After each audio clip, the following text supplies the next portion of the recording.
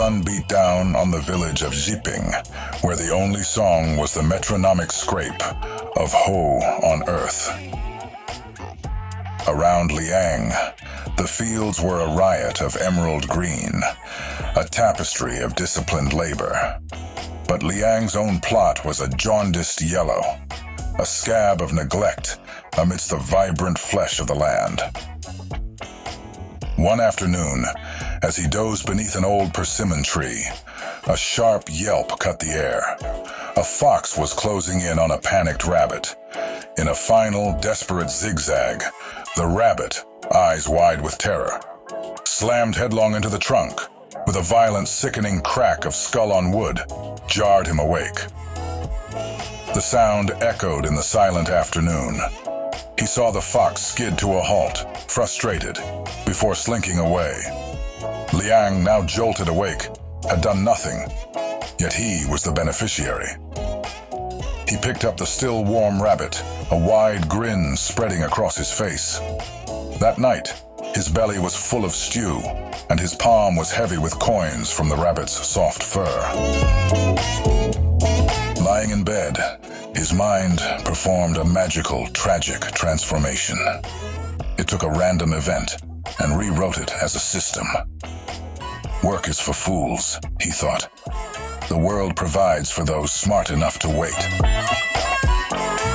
The next day, he didn't return to his field.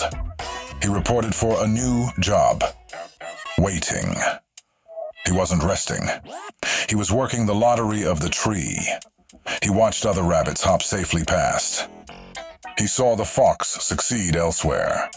But his brain, poisoned by a single data point, dismissed it all. Just one more day, he'd whisper, with a mix of desperate hope and hollow conviction, a mantra of the addict. The next rabbit is the one. Seasons turned.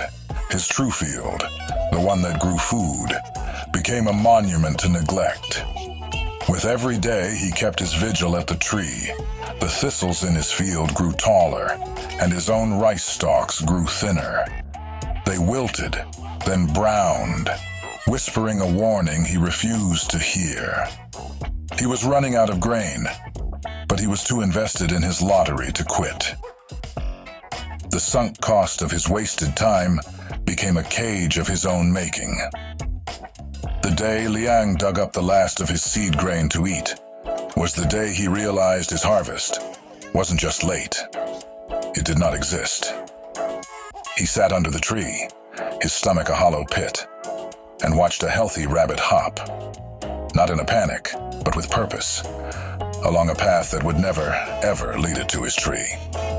It was utterly, perfectly indifferent to his hunger and to the fantasy he had built around it. He didn't starve because he was lazy. He starved because he mistook a single moment of luck for a sustainable strategy. Moral of the story.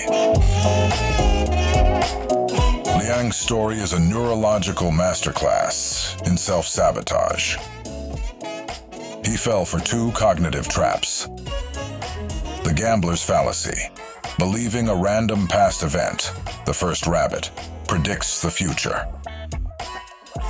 The sunk cost fallacy, continuing a losing strategy because he'd already invested so much time. Neurologically, that first rabbit was a dopamine jackpot.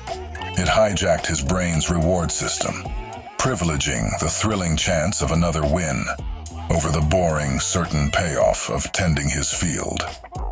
This is the psychology of the lottery ticket, the slot machine, the get-rich-quick scheme.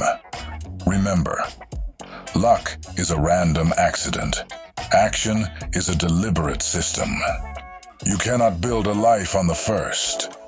You can only build a life on the second. So don't wait for a rabbit to feed you. Plant your own field.